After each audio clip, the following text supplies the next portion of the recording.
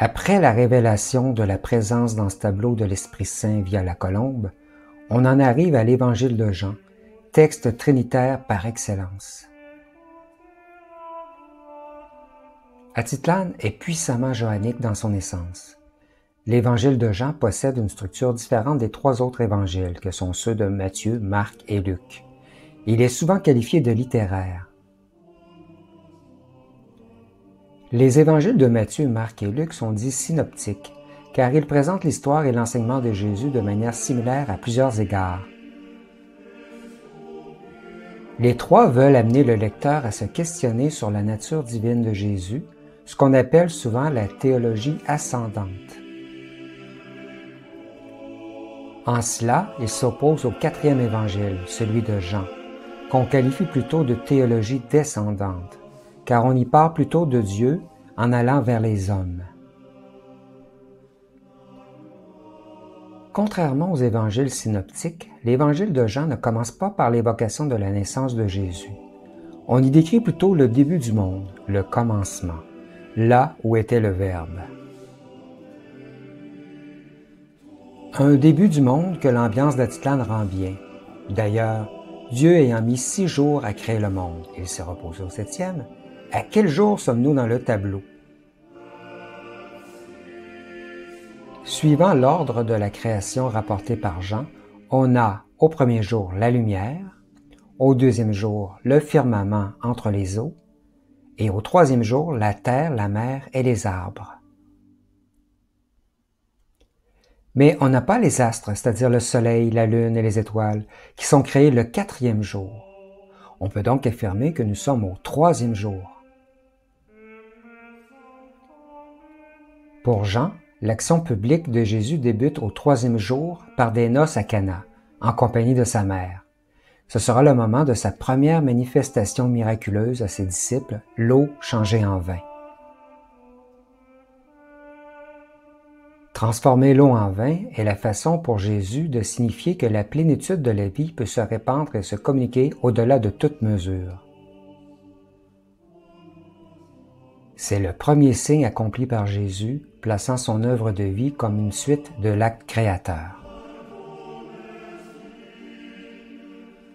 Jésus achève la genèse du monde. Il renoue ainsi avec le commencement.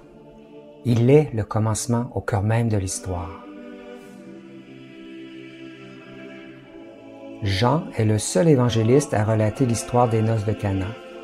L'évangile de Jean est celui du commencement.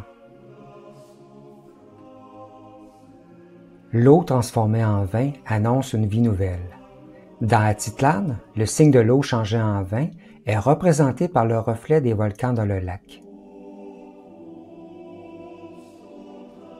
On voit que l'eau du lac est bleue au bas du tableau, mais elle devient rouge dans l'ombre des volcans, prenant la forme de 3 coupes remplies de vin à ras-bord. Dans un autre passage de l'Évangile de Jean, Jésus pose un geste important. Au cours d'un repas avec ses disciples, il leur lave les pieds. Par ce geste, il veut symboliquement laver le péché. Ainsi se manifeste la nouvelle création dans le Christ. Ce sera un signal pour la future communauté chrétienne qui devra être au service des autres dans une vie toute fraternelle. Se laver les pieds les uns les autres, c'est une façon de dire de s'aimer les uns les autres. Laver, c'est pardonner. Le mystère de ce geste se retrouve aujourd'hui insufflé dans le sacrement du baptême qui lave le chrétien de ses péchés. Les pieds nus d'Atitlan représentent ce geste liturgique baptismal. 3 caractéristiques émanent de l'Évangile de Jean. D'abord, le jugement exercé par Jésus passera par son enlèvement hors du monde, une exaltation de terre qui sera un départ. Voyons ici Atitlan transporté par les 3 ballons. Ensuite, la relation du Fils au Père marquée par l'obéissance jusqu'à la mort, le poisson bleu. Et enfin, l'action du Fils traduite par la parole de vérité, le regard du second poisson.